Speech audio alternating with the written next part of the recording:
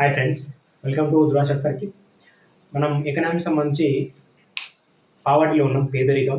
దానికి సంబంధించి మనకు 2 క్లాసులు అనేది కంప్లీట్ కావడం జరిగింది.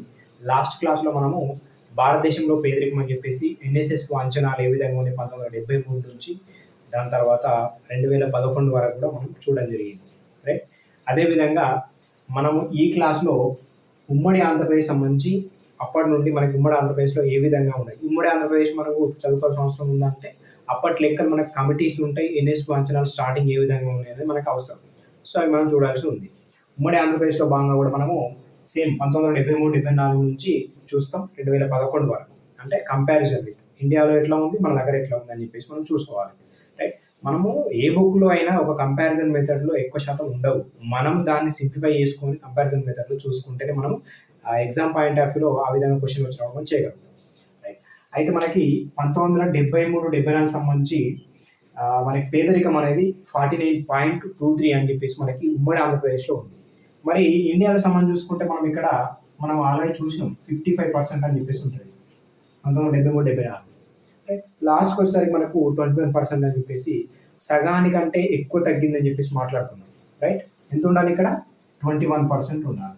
ఇది 2011-12. మరి ఉమ్మడి ఆంధ్రప్రదేశ్లో 9.2 ఉంది. చూడండి, 49 ఎక్కడ ఉంది, 9 ఎక్కడ ఉంది. ఓకే, చాలా తగ్గింది. ఇక్కడ ఉమ్మడి ఆంధ్రప్రదేశ్ సంబంధించి పావర్టీ. అట్లా 1993-94 సంబంధించి 22.02% అని చెప్పేసి మనకి ఉమ్మడి ఆంధ్రప్రదేశ్లో పావర్టీ, పేదరికం అనేది ఈ విధంగా ఉంటే, మనం భారతదేశంలో చూసుకుంటే 36% ఉంటుంది. రైట్, 36%. మరి 1999-2000 చూసుకుంటే మనకు 15%కి వచ్చింది, తగ్గింది. అట్లా ఇక్కడ మనకు 36 నుంచి డైరెక్ట్ 10% తగ్గుతుందని చెప్పేసి మనం మాట్లాడుకున్నాం. అక్కడ 26% తగ్గుతుంది, 26% ఉంటుంది. రైట్. 2004-2005కు సంబంధించి ఉమ్మడి ఆంధ్రప్రదేశ్లో మనకి పావర్టీ చూసుకుంటే 15.8% అయితే ఇక్కడ మనకు 27%. నేను ఓవరాల్గా చెప్తున్నా, మరి పాయింట్లలో చెప్పట్లేదు ఇండియాకి సంబంధించి. రైట్. మనకు ఐడియా ఉంటే మనకు చూపట్లేదు, మరి పాయింట్లలో డిఫరెన్స్ ఏం రాదు క్వశ్చన్. ఈ విధంగా మనకు ఓవరాల్ ఐడియా అయితే ఉండాలి. మనకి ఇవి కూడా మనకి ఇట్లానే గుర్తుండాలి, ఇవి కూడా మనం ఈ విధంగా గుర్తుపెట్టుకోవాలి, ఇవి కూడా ఇదే విధంగా మనం గుర్తుపెట్టుకోవాలి. Okay, right. అట్లా 2009-10కి సంబంధించి 11.1% అని చెప్పేసి ఉంది. మనకి ఇక్కడ చూసుకుంటే 29% ఉంటుంది, పెరుగుతుంది. ఓకే, మళ్ళీ 2011-12 సంబంధించి ఉమ్మడి ఆంధ్రప్రదేశ్ సంబంధించి 9.2 ఉంటే మనకి 21% మనకి ఇండియాకి సంబంధించి ఉంటుంది. రైట్.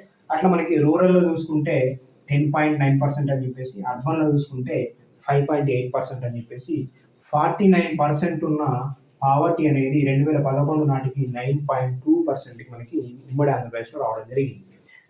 అట్లా చూసుకుంటే మనకి 2011-12 సంబంధించిన ఈ ఉమ్మడి ఆంధ్రప్రదేశ్లో భాగంగా పేదరిక రేఖ ప్రమాణంగా తీసుకున్న మరి ఎంపీసీఏ, మనం monthly per capita consumption expenditure అని చెప్పేసి అన్నాం కదా.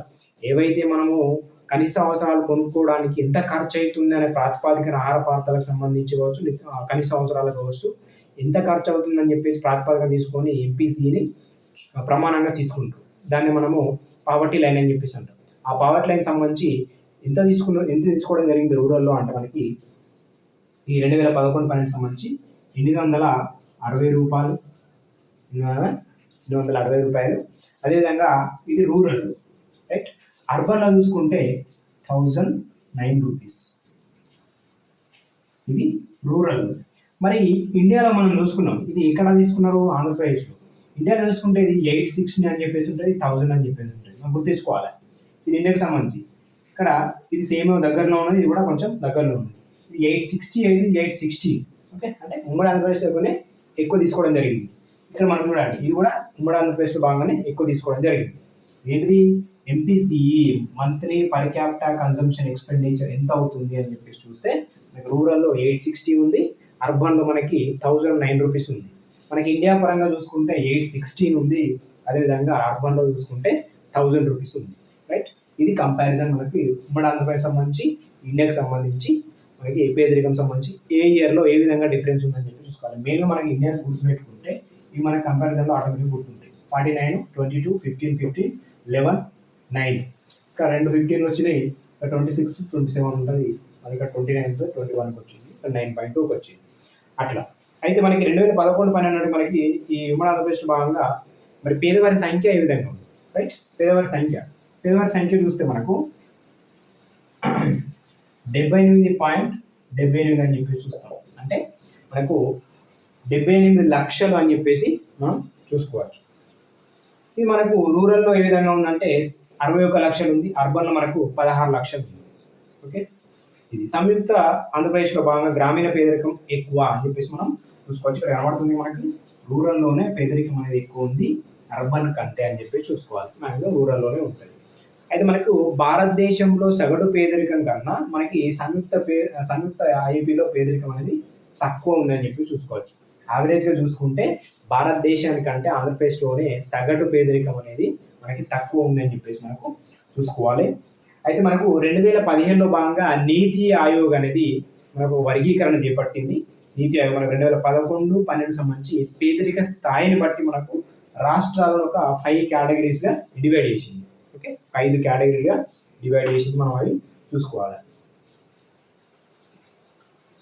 నీతి ఆయోగ్ అనేది 2015లో భాగంగా మనకి పేదరిక స్థాయిని బట్టి దాన్ని బట్టి ఒక 5 కేటగిరీగా డివైడ్ చేసింది. దాంట్లో ఫస్ట్ కేటగిరీ వచ్చేసి మనకు కేటగిరీ 1 అని చెప్పేసి కేటగిరీ 1. ఈ కేటగిరీ 1లో 10% పేదరికం ఉంటే అంతకంటే తక్కువ ఉన్న రాష్ట్రాలు ఉంటాయి. కేటగిరీ 2లో 10-20%, కేటగిరీ 3లో 20-30%, కేటగిరీ 4లో 30-40%, కేటగిరీ 5లో 40% ఎబోవ్. ఇట్లా మనకు కేటగరైజ్గా డివైడ్ చేయడం జరిగింది. ఇప్పుడు మనం ఉమ్మడి ఆంధ్రప్రదేశ్లో ఎంత ఉందని చెప్పేసి మాట్లాడుకున్నాం అంటే పేదరికం 9.2 అని చెప్పేసి అన్నాం. మరి ఉమ్మడి ఆంధ్రప్రదేశ్ ఏ కేటగిరీలో ఉందంటే ఈ కేటగిరీలో ఉంది. ఎందుకంటే 10% కంటే తక్కువ ఉంది, 9.2 ఉంది. మరి భారతదేశం ఏ కేటగిరీలో ఉంటుంది? భారతదేశం కేటగిరీ చూస్తే 3rd కేటగిరీలో ఉంటుంది. ఎందుకంటే 20-30, రైట్? అట్లా మనం ఒక ఐడియా ఉండాలి. నీతి ఆయోగ్ 2015-16 సంబంధించి ఇది డివైడ్ చేసిన పేదరికం స్థాయిని బట్టి నీతి ఆయోగ్ మనకు రాష్ట్రాలను డివైడ్ చేసింది కేటగిరీ అనేది.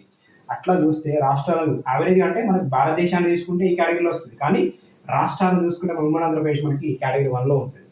ఓకే, అది చూసుకోవాలి. అట్లా ప్రత్యేకంగా చూస్తే మనకి పట్టణ పేదరిక విషయంలో మొదటి కేటగిరీలోను, గ్రామీణ పేదరిక విషయంలో 2వ కేటగిరీలోనూ ఉంటుంది. అవును, మనకి గ్రామీణం రూరల్ భాగం మనకి 10 పాయింట్ ఎబోవ్ ఉంది. అట్లా 2nd కేటగిరీలో ఉన్నది రూరల్. మరి అర్బన్లో చూసుకుంటే 5 పాయింటే ఉంది. 5 పాయింట్ కాబట్టి మనకి కేటగిరీ 1లో వస్తుంది అంతే.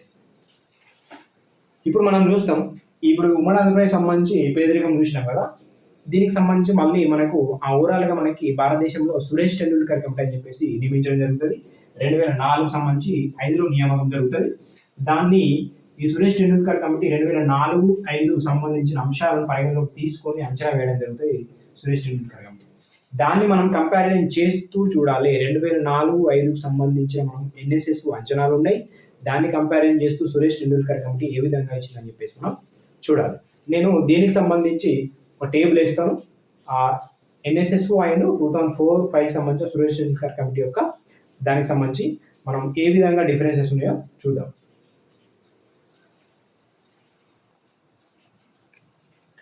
ఓకే, అయితే మనం ఆల్రెడీ ఈ ఎన్ఎస్ఎస్ డేటా ఆల్రెడీ చూసాం. 2004-5కు సంబంధించి ఎన్ఎస్ఎస్ అంచనాలు చూసాం. ఎంపీసీ ఎట్లా విధంగా తీసుకున్నది, పేదరికం ఎంత ఉంది, పేదవారి సంఖ్య ఎంత ఉంది అనేది మనం ఆల్రెడీ డిస్కస్ చేసినాం ఫస్ట్ క్లాస్లోనే. అయితే ఇప్పుడు మనకు సురేష్ టెండూల్కర్ కమిటీ 2004-5కు సంబంధించి ఆల్రెడీ ఉంది కాబట్టి సేమ్ ఇయర్ కాబట్టి మనం కంపారిజన్ చేయాలి. మనం ఆల్రెడీ చదివిన దాన్నే, చూసిన దాన్నే, క్లాస్ చెప్పిన దాన్నే మళ్ళీ ఎందుకు చెప్తున్నాం అంటే సురేష్ టెండూల్కర్ కమిటీ కూడా 2004-5 సంబంధించి ఉంటుంది. అదేవిధంగా ఎన్ఎస్ఎస్ సంబంధించి కూడా డేటా మనకి 2004 సంబంధించి 5 సంబంధించి ఇస్తుంది. ఇవి రెండింటి మధ్య డిఫరెన్స్ ఏమున్నది, ఏ విధంగా ఉందని చెప్పి కంపేర్ చేయాలి. అదేవిధంగా సురేష్ టెండూల్కర్ కమిటీ మళ్ళీ 2011-12 గంటలు 2వసారి కమిటీ విధించి మళ్ళీ కూడా అంచనాలు వేస్తారు పేదరికం సంబంధించి. అప్పుడు ఏ విధంగా ఉన్నాయి, దేనికి సమానంగా ఉన్నాయి మనం చర్చిస్తాం, రైట్? దాని తర్వాత 2011-12 సురేష్ టెండూల్కర్ మరణించిన తర్వాత 2011-12 సంబంధించి రంగరాజన్ కమిటీ ఏర్పడుతుంది. మళ్ళీ ఆ రంగరాజన్ కమిటీకి మళ్ళీ ఎన్ఎస్ఎస్ అంచనాలకు ఏది డిఫరెంట్, లేదా సురేష్ టెండూల్కర్ కమిటీ యొక్క అంచనాలు ఏ విధంగా ఉండే 11-12 ఎన్ఎస్ఎస్ ఏ విధంగా ఉండే, మరి దానికి సంబంధించి రంగరాజన్ కమిటీ యొక్క అంచనాలు ఏ విధంగా ఉండే, ఇట్లా కంపారిజన్ మనం ఖచ్చితంగా చేయాలి. చేస్తేనే మనకు ఏది ఎక్కువ ఉంది, ఏది తక్కువ ఉంది, ఎందుకు ఎక్కువ ఉంది, ఎందుకు తక్కువ ఉంది మనం చూడాల్సి వస్తుంది. అయితే ఇప్పుడు మనం ఈ క్లాస్లో మనకి సురేష్ టెండూల్కర్ కమిటీ ఇచ్చిన రిపోర్ట్ సంబంధించి అంచనాలు, ఎన్ఎస్ఎస్ సంబంధించి డిఫరెన్సెస్ చూస్తాం. ఇది ఆల్రెడీ మనం చూసినాము. కాకపోతే ఇక్కడ సురేష్ టెండూల్కర్ కమిటీ సేమ్ ఇయర్లో వచ్చింది కాబట్టి సేమ్ ఇయర్లో మన డిఫరెన్స్ ఏంటని చూడాలి. ఎంపీసీ మనకి monthly per capital consumption expenditure అని చెప్పి చెప్పుకుంటున్నాం. దేన్ని కనీస అవసరాలు లేదా ఆహార పదార్థాలకు సంబంధించి ఏదైతే ఎక్స్పెండిచర్ చేస్తున్నామో పర్ హెడ్ పర్ డే అని చెప్పేసి అట్లా చూస్తే మనకు సంబంధించి రూరల్లో మనకి monthly per capital consumption expenditure అనేది 446 ఉంది. ఇక్కడ మనకి అర్బన్లో వచ్చేసి 578 ఉంది. అయితే ఈ ఎన్ఎస్ఎస్ఓకి దేన్ని చూసుకుంటే కొంచెం ఎక్కువ ఉంది చూడండి. ఇక్కడ 356 మనకు అంచనా వేసింది ఎన్ఎస్ఎస్ఓ 2004-05లోనే సేమ్ ఇయర్లోనే 356 చేస్తే సురేష్ టెండూల్కర్ 446 వేసింది, రైట్. అట్లా మనకి 539 అర్బన్లో ఉంటే ఇక్కడ మనకు 578 అనేది అర్బన్లో ఉంది. అంటే మనకి దీని బట్టి ఏంది, ఈ ఎంపీసీ విలువ అనేది కాస్ట్ ప్రైస్ అనేది మనకు సురేష్ టెండూల్కర్ కమిటీ ఎక్కువ తీసుకున్నది, రైట్. ఓకే, అదేవిధంగా మనకి పేదరికం మనకు 37.2% అని చెప్పి చెప్పడం జరిగింది. మనకు ఎన్ఎస్ఎస్ అంచనా మాత్రం ఏం వేసిందంటే 27.5% అని చెప్పి చెప్పింది. చూడండి 10% డిఫరెంట్ ఉంది. ఎన్ఎస్ఎస్ ఓకును దీనికి 10% డిఫరెంట్ ఉంది. ఇక్కడ మనకు రూరల్లో 41% అని చెప్పి చెప్పడం జరిగింది సురేష్ టెండూల్కర్ కమిటీ, అర్బన్లో 21% అని చెప్పేసి. ఇక్కడ ఎన్ఎస్ఎస్ మనకు 28.3% అని రూరల్లో, 28.7% అని అర్బన్లో అని చెప్పేసి చెప్పొచ్చు. అది ఎన్ఎస్ఎస్. మరి పేదవారి సంఖ్య చూస్తే మనకి 407.1 మిలియన్ అని చెప్పేసి, ఇక్కడేమో 301.7 మిలియన్ అని చెప్పేసి. ఇక్కడ ఏం లేదు, ఒకటి మారుతాను. ఇక్కడ 40.7, 30.1, 1.7, ఇక్కడ 7.1. ఓకే, ఎక్కువ ఎవరిది అంటే సురేష్ టెండూల్కర్ కమిటీ యొక్క అంచనాలు అనేటివి అన్నింటిలో ఎక్కువ. ఎంపీసీ విలువ అవ్వచ్చు, పేదరికం శాతం అవ్వచ్చు, పేదవారి సంఖ్య అవ్వచ్చు, అన్నీ కూడా ఎక్కువనే ఉన్నాయని చెప్పేసి మనం చూసుకోవాలి ఎన్ఎస్ఎస్ఓ అంచనాల కంటే. ఇది 2004-05 సంబంధించి NSSO and Suresh Tendulkar committee యొక్క పేదరిక అంచనాలు. ఇది ఒకసారి చూడండి. పేదవారి సంఖ్య 407, పేదవారి సంఖ్య 30. పేదవారి శాతం పేదరికము 37% అయితే ఇక్కడ 27%. ఇక్కడ రూరల్లో 41, అక్కడ రూరల్లో 28.3. ఇక్కడ అర్బన్లో 21, అక్కడ అర్బన్లో 28. ఇక్కడ ఎంపీసీ చూసుకుంటే 446 రూరల్, అక్కడ 356 రూరల్. ఇక్కడ అర్బన్లో మనకి 578, అక్కడ 539, రైట్. ఇట్లా మనకు సురేష్ టెండూల్కర్ కమిటీ అంచనా అనేటివి ఎక్కువ ఉంది. ఇప్పుడు మనము సేమ్ సురేష్ టెండూల్కర్ కమిటీ మనకు 2011-12కు సంబంధించి మళ్ళీ మనకు అంచనాలు ఇవ్వడం జరుగుతుంది.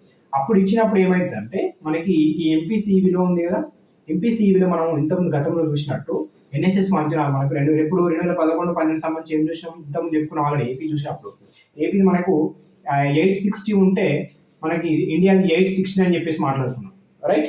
ఇది రూరల్లో. మరి అర్బన్లో మనకి 1000 రూపీస్ అని చెప్పేసి మాట్లాడుకున్నాం.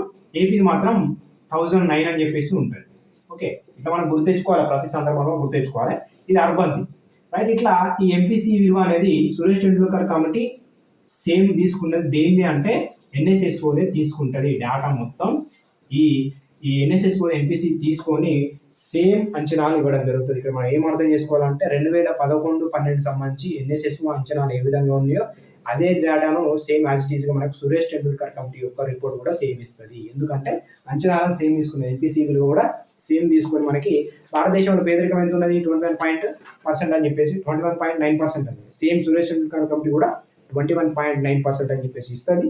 అట్లా రూరల్లో మనకి 25% అని చెప్పేసి, అర్బన్లో 13% అని చెప్పేసి ఇవ్వడం జరుగుతుంది. Same NSSO data equal to Suresh Tendulkar committee ఎప్పుడు 2011-12 సంబంధించి. పేదరికం వారి శాతం కూడా 269.3 మిలియన్స్ అని చెప్పేసి ఉండడం జరుగుతుంది. అంటే ఈ ఎన్ఎస్ఎస్ఓ యొక్క 68th రౌండ్ యొక్క అంచనాలనే సేమ్ సురేష్ టెండూల్కర్ కమిటీ యొక్క మిత్రాలను తీసుకొని అంచనా వేస్తుంది కాబట్టి దానికి దాదాపు 2 సేమ్ ఉంటాయని చెప్పి చూసుకోవాలి. అయితే దీని తర్వాత మనకు ఈయన సురేష్ టెండూల్కర్ మరణిస్తే అప్పుడు దాని తర్వాత 2011-12 సంబంధించి రంగరాజన్ కమిటీ మనకు ఈ పేదరిక అంచనాల మీద కమిటీ అనేది నియామకం జరుగుతుంది. దాని విషయంలో మళ్ళీ మనము రంగరాజన్ కమిటీ యొక్క అంచనాలు మనం చూడాల్సి ఉంది, రైట్. మరి ఈ రంగరాజన్ కమిటీ యొక్క అంచనాలు మనకి ఈ 2011-12 సంబంధించి ఉంటాయి. మరి అది దాంట్లో భాగంగా చూస్తే మనము ఫస్ట్ ఈ కమిటీ మనకు 2012లో నియామకం జరుగుతుంది. సి రంగరాజన్ అని చెప్పేసి, ఇది రంగరాజన్ కమిటీ అని చెప్పేసి చూస్తాం. రంగరాజన్ కమిటీ ఎప్పుడు 2012లో నియామకం జరుగుతుంది. దీని చైర్మన్ వచ్చేసి ఇదే ఓకే, డాక్టర్ సి రంగరాజన్. దీనికి మనకు కన్వీనర్ ఉంటారు కేఎల్ దత్ అని చెప్పేసి, కన్వీనర్ కేఎల్ దత్తు. దానికి సంబంధించి మెంబర్స్ ఉంటారు మహేంద్ర దేవ్ అని చెప్పేసి సభ్యులు, మహేంద్ర దేవ్. అదేవిధంగా K Sudarshan, okay, Mahesh Vyas. Okay, వీళ్ళు సభ్యులు మనకి మొత్తం 5 సభ్యులు ఉంటారు. మొత్తానికి సంబంధించి రంగరాజన్, కే దత్తు, మహేంద్రదేవ్, కె సుదర్శన్, మహేష్ వ్యాస్. వీళ్ళు మనకి 2011-12 సంబంధించిన అంచనాలు తయారు చేసి 2014లో మనకు నివేదిక ఇవ్వడం జరుగుతుంది. ఇప్పుడు 2014లో నివేదిక అనేది ఇవ్వడం జరుగుతుంది. ఈ నివేదికలో మనకి ఈ నివేదిక కన్నా ముందే దీని ఏం చేస్తారు, 2014 కన్నా ముందే ఎన్ఎస్ఎస్ఓ మనకి రిపోర్ట్ అంచనాలు కూడా ఇవ్వడం జరుగుతుంది. అంటే 2014లో సి రంగరాజన్ కమిటీ నివేదిక ఇవ్వక ముందే మనకు ఎన్ఎస్ఎస్ఓ అనేది మనకి ముందే ఇవ్వడం జరుగుతుంది.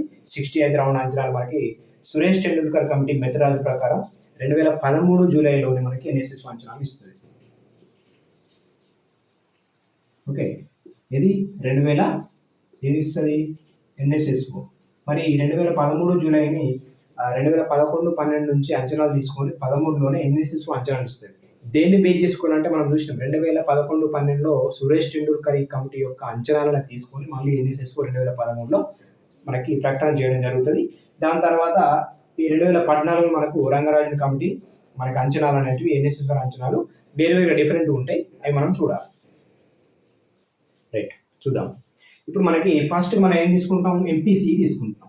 ఈ రంగరాజన్ కమిటీ ఎంపీసీ ఏ విధంగా తీసుకుంది, కొంచెం ఎక్కువ ఉంటుంది మనకి. ఎంపీసీ చూస్తే రూరల్లో 900 ఉంటుంది. ఓకే, రూరల్లో మనకి అర్బన్, రూరల్లో 972 అని చెప్పేసి, అర్బన్లో మనకి 1407 అని చెప్పేసి.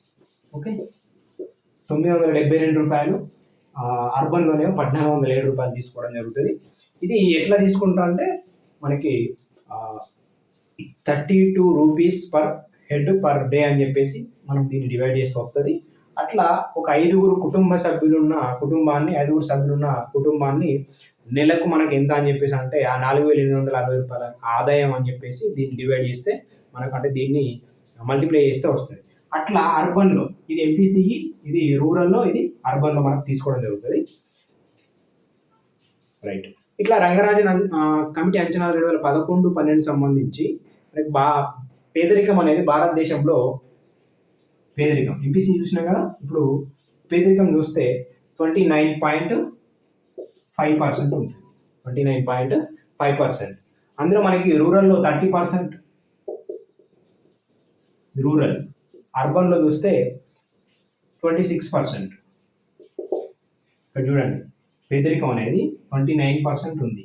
ఓకే, 30% రూరల్లో, 26% అర్బన్లో. మనకు 2011-12కి సంబంధించి సురేష్ టెండూల్కర్ కమిటీ అయినా అదేవిధంగా ఎన్ఎస్ఎస్ అయినా అయితే ఏమి ఇచ్చిందంటే 21.9% అని చెప్పేసి ఉంటుంది. ఇక్కడ 29% ఉంది. ఓకే, పేదవారి సంఖ్య మనము 2004-05కు ఎట్లయితే ఎన్ఎస్ఎస్ఓ సురేష్ టెండూల్కర్ కమిటీ మనం కంపారిజన్ చేసినామో దీన్ని కూడా సురేష్ టెండూల్కర్ కమిటీకి కంపారిజన్ చేయొచ్చు, ఎన్ఎస్ఎస్ఓ కంపారిజన్ చేయొచ్చు. రెండు సేమే అని వాళ్ళు ఇందులో ఏది తీసుకున్నా సేమ్ అవుతుంది. మనం అట్లా చూసుకోవాలి. పేదవారి సంఖ్య చూసుకుంటే మనకి 363 మిలియన్స్ అని చెప్పేసి. ఓకే, అట్లా మనకి 407 అని చెప్పేసి సురేష్ టెండూల్కర్ చెప్తాడు. అదేవిధంగా 301 అని చెప్పేసి మనకి ఎన్ఎస్ఎస్ అంచనాలు ఉంటాయి.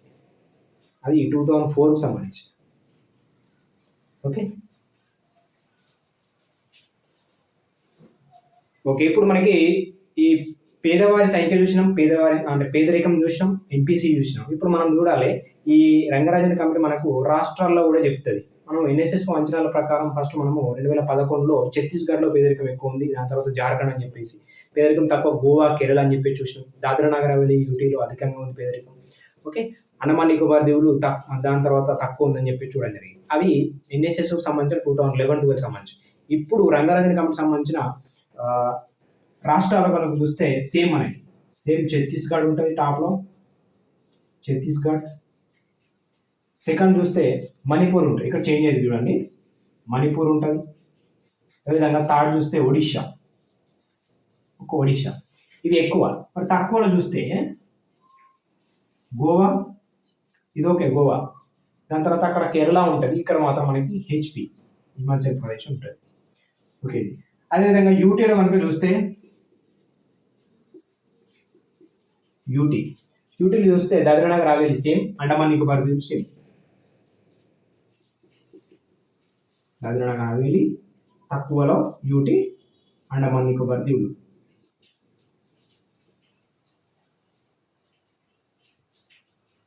ఓకే.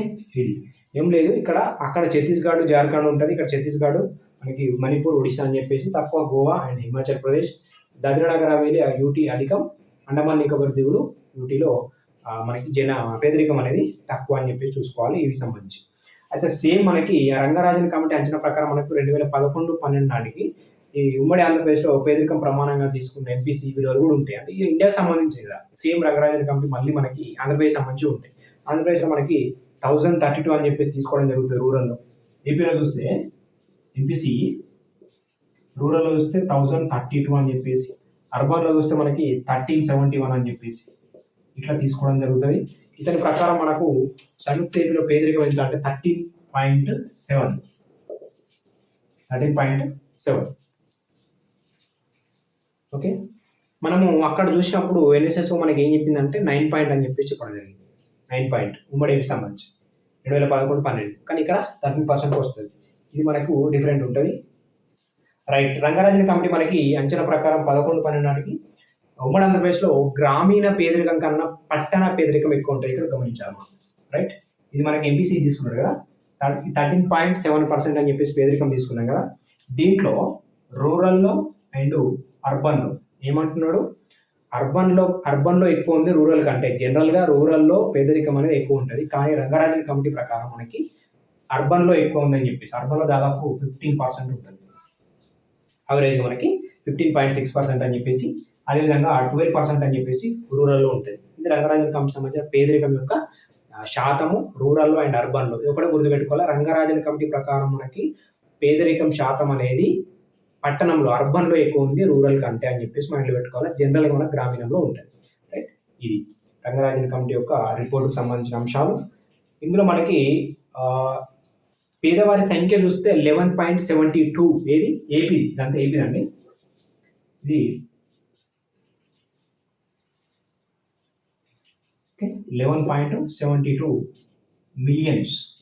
11.72 మిలియన్స్ ఇది పేదవారి సంఖ్య. అట్లా మనకు పేదరికానికి సంబంధించిన భారతదేశంలో నియమించబడిన ఇతర కమిటీలు కూడా మనకు కొన్ని ఉంటాయి. అవి నేను ఒకసారి బోర్డు మీద రాస్తాను. అంటే ఏ కమిటీ దేనికి సంబంధించి ఇది చూస్తే మనకి ఈ క్లాస్ కంప్లీట్ అవుతుంది. నెక్స్ట్ క్లాస్లో మనం వరల్డ్ బ్యాంక్ అంచనాలు చూస్తాం, దాని తర్వాత పేదరికాన్ని లెక్కించే పద్ధతులు కూడా చూస్తాం. ఓకే. నేను ఒకసారి కమిటీలు నేను బోర్డు మీద రాస్తాను. ఓకే. మనకి ఈ పేదరికానికి సంబంధించి కొన్ని కమిటీలు మనకు నియామకం జరుగుతాయి. అది ఒక్కొక్క అంశానికి సంబంధించి కమిటీ ఉంటుంది. మనకి ఎన్కే సక్సేనా అని చెప్పేసి 2012లో గ్రామీణాభివృద్ధి శాఖ బీపీఎల్ కుటుంబాలను గుర్తించడం కోసం మనకి ఎన్సీ సక్సేనా కమిటీ అని చెప్పేసి నియామకం జరుపుతారు. బీపీఎల్ కుటుంబాలు ఎన్ని ఉన్నాయో దాన్ని గుర్తించడం కోసం మనకి గ్రామీణాభివృద్ధి శాఖ నియామకం జరుపుతుంది కమిటీ. అంటే ఇట్లా కమిటీలు ఇచ్చి అంశాలు ఇచ్చి ఇయర్ అడగవచ్చు, లేకుంటే అంశం అడగవచ్చు, కమిటీ పేరు అడగవచ్చు. సో మనం చూసుకోవాల్సి ఉంది పేదరికానికి సంబంధించిన కమిటీకి సంబంధించి. 2012లోనే మళ్ళీ ప్రొఫెసర్ ఎస్ఆర్ హాషిమ్ అని చెప్పేసి ఎక్స్పర్ట్ కమిటీని సేమ్ మనకి బీపీఎల్ కుటుంబాలను గుర్తించడం కోసం మనకి ఎక్స్పర్ట్ కమిటీ మనకి నియామకం జరుగుతుంది 2012లో. అదేవిధంగా 2015లో మనకు Arvind Panagariya committee task force అని చెప్పేసి కమిటీ అని చెప్పేసి నియామకం జరుగుతుంది. మనకి ఏం లేదు, రాష్ట్రాల మధ్య పేదరికం వైవిధ్యం ఏ విధంగా ఉంది అదొకటి. అదేవిధంగా న్యూ పావర్టీ లైన్ను కనిపెట్టడానికి, అంటే న్యూ పావర్టీ లైన్ను మనకి ప్రమాణంగా ఇంకొకటి తయారు చేసుకోవడానికి మనకి అరవింద్ పనగాడియా కమిటీ మనకి 2015లో నియామకం జరుపుతారు. 2016లో మనకి Sumit Bose committee expert committee మనకి నియామకం జరుగుతుంది 2016లో. పేదరికం నిర్మూలన కోసం, అదేవిధంగా పథకాల లబ్ధిదారులను ఐడెంటిఫై చేయడం కోసం, ఉపాధి కల్పన కోసం అని చెప్పేసి సుమిత్ బోస్ కమిటీ. ఏం లేదు, కమిటీ ఇయరు, అదేవిధంగా అంశం ఏంటి అని చెప్పేసి మనం ఇక్కడ చూసుకోవాలి. ఏ విధంగా అయితే నేను కంపారిజన్ చేస్తూ మన క్లాస్ అయితే చేసినామో అదే విధంగా మనం నోట్స్ రాసుకొని లేకుంటే స్క్రీన్ షాట్ తీసుకొని నోటిఫై చేసుకుంటే చాలా ఈజీగా ఉంటుంది. మనకి ఏ బుక్‌లో ఈ విధంగా సింప్లిఫై చేసి మనకు ఉండదండి. ఎందుకంటే ఒకదాని తర్వాత ఒకటి ఆర్డర్‌లో ఉంటది తప్ప, మనకి కంపారిజన్ చేస్తూ ఎక్కడ ఏ బుక్‌లో ఉండదు మనకు. ఈ విధంగా ఏ విధంగా అయితే నేను క్లాస్‌లో చెప్పినో ఒకటి కమిటీకి ఇంకొక కమిటీకి సంబంధించి ఎన్ఎస్ఎస్ కావచ్చు, సురేష్ టెండూల్కర్ కావచ్చు, ఎన్ఎస్ఎస్ కావచ్చు, రంగరాజన్ కావచ్చు, లేదా సురేష్ టెండూల్కర్ కావచ్చు, రంగరాజన్ కావచ్చు. ఇట్లా కంపారిజన్‌లో చేస్తూ మనం స్టడీ చేస్తే మనకు 100% గుర్తుంటది. మనం ఎగ్జామ్‌లో మిస్టేక్ చేసే అవకాశం ఉండదు. ఇట్లా కంపారిజన్ మెథడ్‌లో మనం చూడాలి. ఈ కమిటీస్ కూడా ఒకసారి మీరు నోట్ చేసుకోవడానికి ట్రై చేయండి. నెక్స్ట్ మనము వరల్డ్ బ్యాంక్ యొక్క అంచనాలు చూస్తాం పేదరికం మీద. ఓకే. దాని తర్వాత మనకి పేదరికం యొక్క అంచనాలను లెక్కించడానికి పద్ధతులు ఉంటే ఆ పద్ధతిలో మనం చూస్తాం. ఓకే. Thank you.